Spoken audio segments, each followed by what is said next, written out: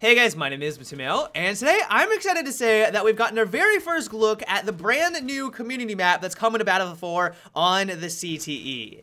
As you can clearly see, this is in the early stages. There are no HD textures, no rocks, no foliage, trees look really weird. It kind of feels like you're playing in a VR simulator. But what's amazing about this is that it's, of course, early in development, but we get to give our feedback on what we think works and what isn't working for this map. And so as for the layout itself, it forms a gigantic X. You have 4 capture points on the perimeter of the map, and they all converge in the center around the C capture point. What I love about this layout is that it focuses the action around C.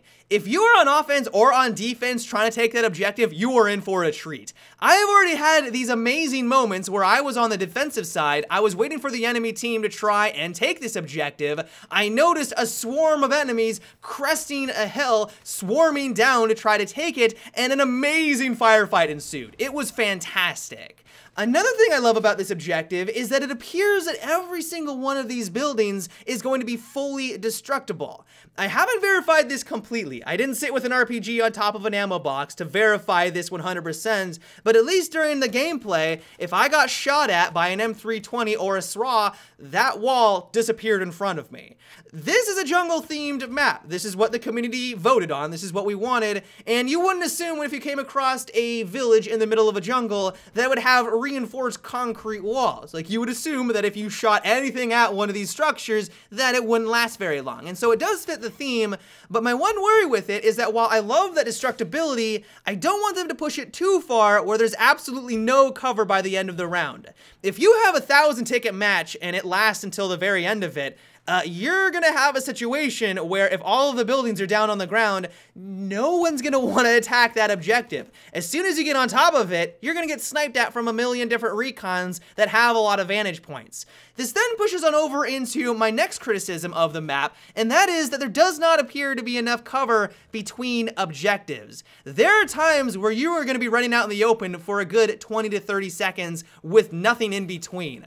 And while once the map does go live, there are going to be rocks and foliage everywhere, this is very incomplete. There is absolutely nothing in this map. DICE has even admitted that they feel like there just isn't enough cover overall. And so hopefully in the next couple of weeks, when they make some tweaks here and there won't feel like there is this massive abyss in front of you when you are trying to play the objective and running between them.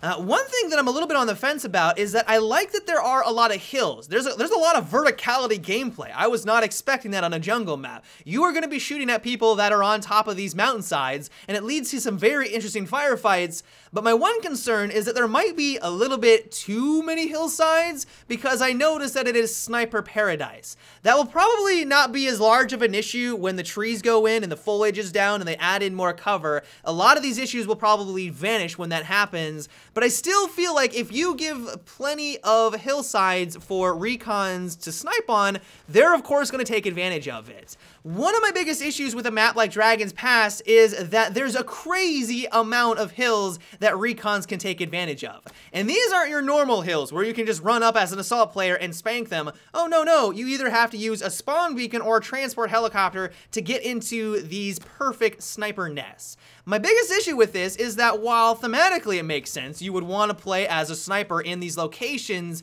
it makes it nearly impossible for you to actually take them out from these spots because you know as soon as you do successfully drop them, either by counter-snipering them or even somehow taking them out with your assault rifle, they've already got another spawn beacon up there and they're going to be back in their sniper perch 5 seconds later. It really detracts from the map overall.